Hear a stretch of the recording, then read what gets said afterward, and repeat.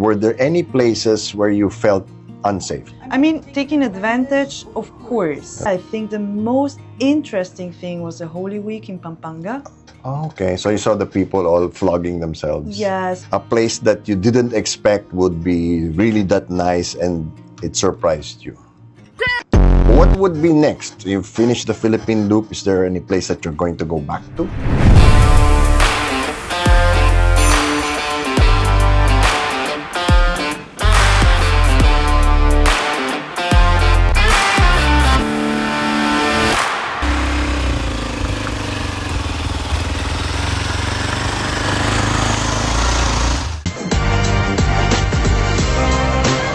Since the last time we spoke, where have you traveled to in the Philippines? I actually finished the Philippine Loop. Okay. So after Manila, I went up till Pagutput, Oh, then okay. Aurora, then Laguna, Quezon Province, Bicol, Samar later until Mindanao, and then from Iligan back to Secure to the starting point. Oh my goodness. And how long did this entire voyage take?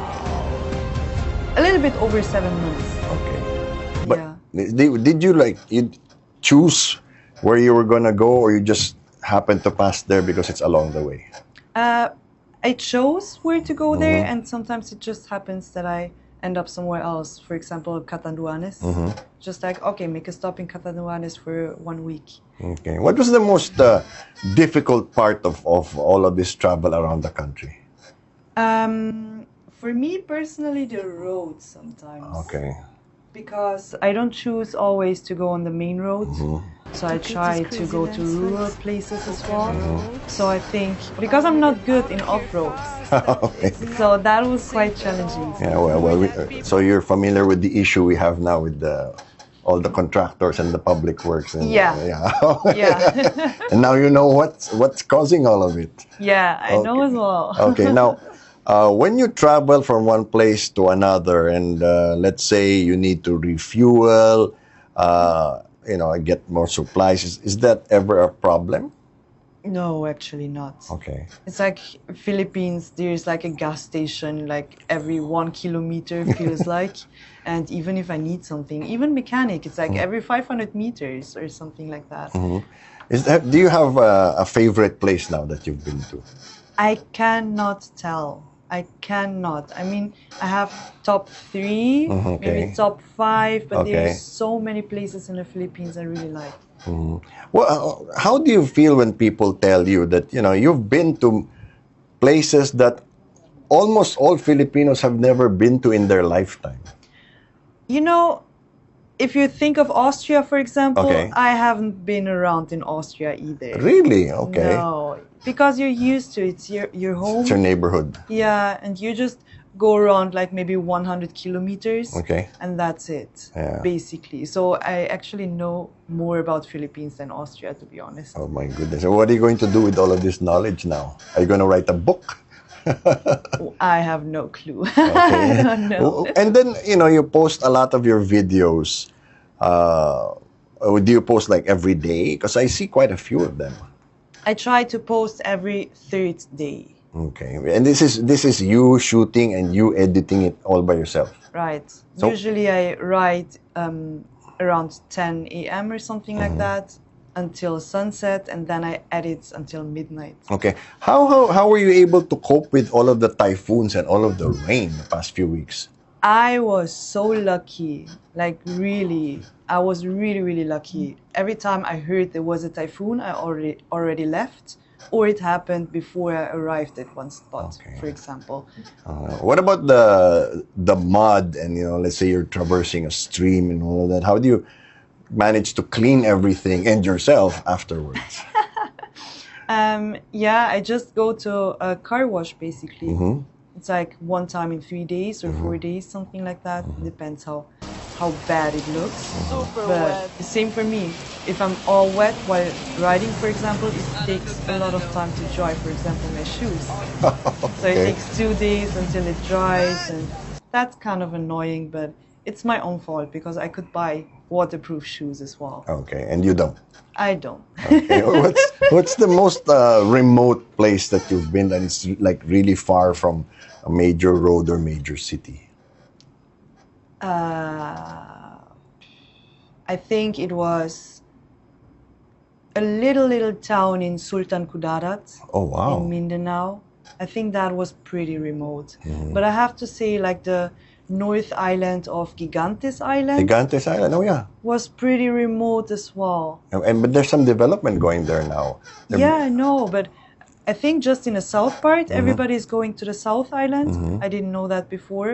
So I didn't see any tourists in the North Island when I was there. When you started this trip, was there any place in particular that you wanted to go to? Did something you heard about, or Yeah. something that nobody went to?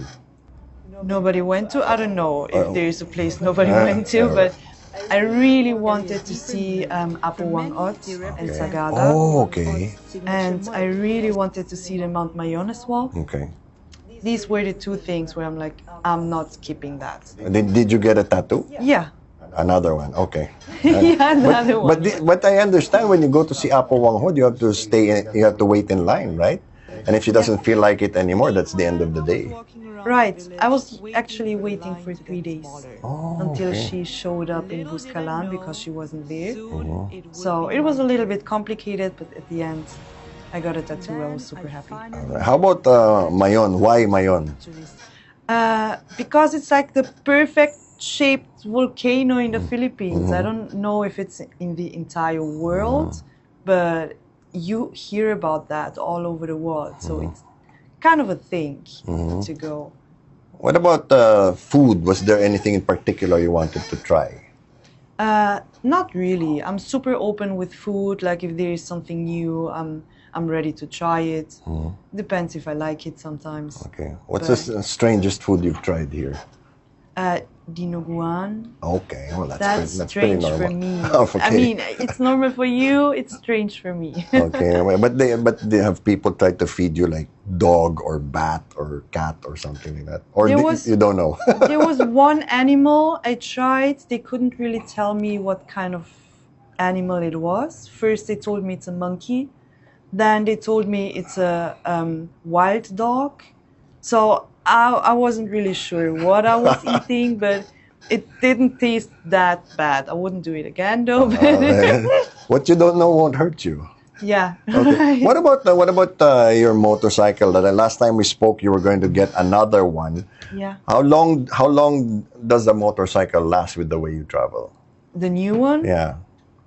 Till now, like I Okay. didn't have any problems with that motorcycle.